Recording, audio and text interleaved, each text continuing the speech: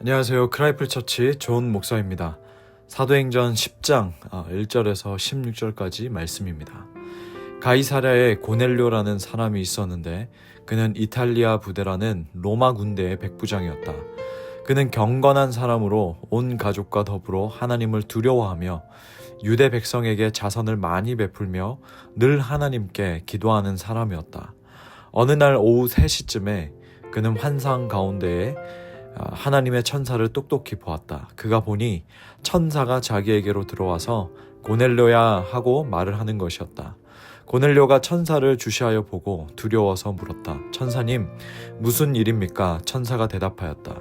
내 기도와 자선 행위가 하나님 앞에 상달되어서 하나님께서 기억하고 계신다.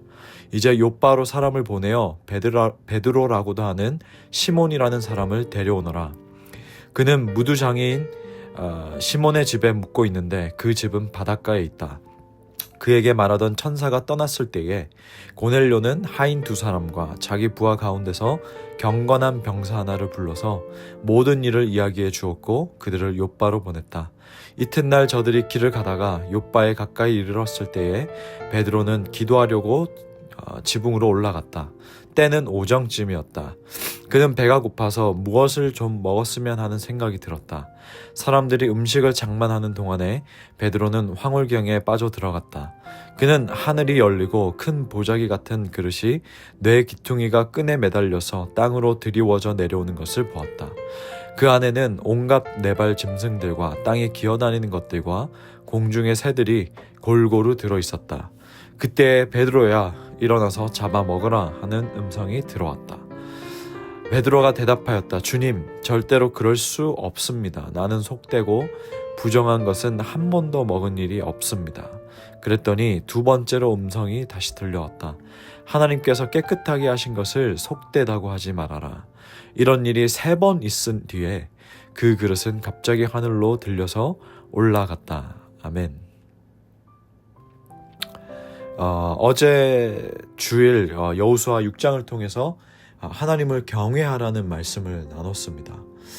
본문을 보면 2절에 경건한 사람으로 온 가족과 더불어 하나님을 두려워하며 이 개역 개정 말씀을 보면 하나님을 경외하며 라고 되어 있습니다. 유대 백성에게 자선을 많이 베풀며 늘 하나님께 기도하는 사람이었다. 이렇게 소개되는 사람이 있는데 바로 고넬료라고 하는 사람입니다. 이 사람은 로마 군대의 백부장으로서 완전한 이방인이며 로마 황제에 충성하는 군인입니다. 그런데 놀랍게도 경건하고 하나님을 경외하는 사람이었습니다. 사실 이 세번역 성경에 두려워하다, 여기도 이제 두려움으로 했는데 제가 지난 주일에 나눴다시피 경외라는 야라라는 것을 두려워하다, 두려움이라는 한 단어로는 정의를 내릴 수가 없듯이 설명이 부족하다라고 했었죠. 그래서 어쨌든 이 주일의 경외에 대해서 집중적으로 이 말씀을 나눴는데 그 말씀 내용을 여러분 떠올리면요, 이방인이 로마 황제에 충성하고 있고 로마 군대의 백부장이었던 이 이방인이 하나님을 경외한다라는 것이 얼마나 참 어렵기도 하고요, 말이 안 되는 모습인지 우리는 알 수가 있습니다. 근데 이 백부장 고넬료를 보면서 여리고성에 있었던 한 사람, 기생 라합이 떠올랐습니다. 하나님을 경외했던 라합은 여리고성 모든 것이 진멸되고 불살라지는 가운데에 건짐을 받았습니다. 하나님께서는 자신을 경외하는 사람은 이스라엘 백성이 아니라도 그 안에 들어올 수 있음을 이미 그때 당시에 보여주신 겁니다. 알려주셨던 겁니다. 마찬가지로 고넬료에게 환상 중에 이 천사를 보내서 욥바에 있는 베드로를 청하라고 명령하십니다. 하나님께서 이것은 구원의 문이, 이제는 이 구원의 문이 이방인에게도 열려 있다는 것을 보여주고 알려주시기 위한 말씀입니다. 그러면 왜 고넬료를 통해 먼저 베드로에게 갈 것을 말씀하셨을까요?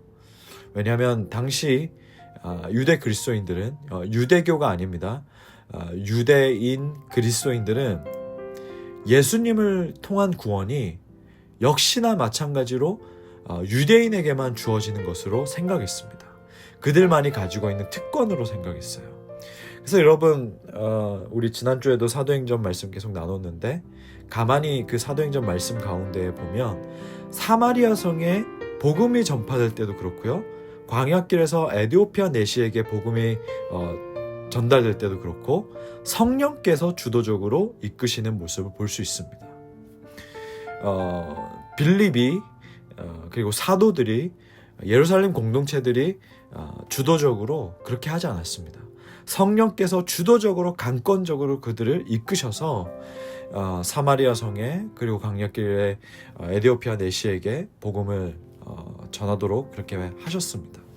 사실 사도행전 1장 8절의 말씀, 온 유대와 사마리아 땅끝까지 이르러 내 말씀이 전파되어야 하리라 라는 그 말씀이 여전히 이 지금 사도행전 10장 가운데 왔는데도 사람의 관습과 문화, 그리고 오래된 이 전통에 의해서 막혀 있다는 것을 우리는 볼 수 있습니다. 여러분, 마찬가지로 하나님께서 성경 66권을 통해 계속해서 말씀을 우리에게 주시고 들려주시고 또 깨닫게 해주시고 그런 마음들을 주시는데 우리 안에, 여러분 안에 어떤 각자가 갖고 있는 어떤 것들로 그 말씀을 가로막고 있지는 않습니까? 하나님께서 주도적으로 이끄십니다. 깨닫게 하십니다.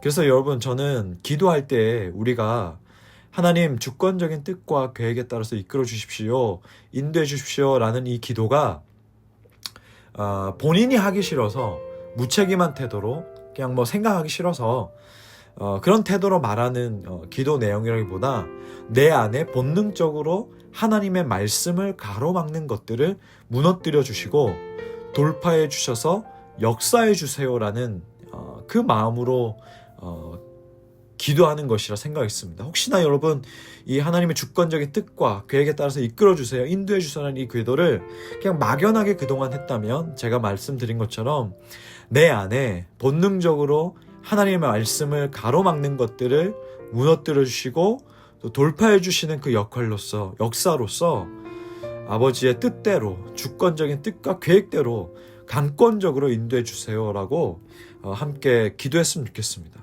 실제로 우리는 무수히 많은 것들로 하나님의 역사를 가로막습니다.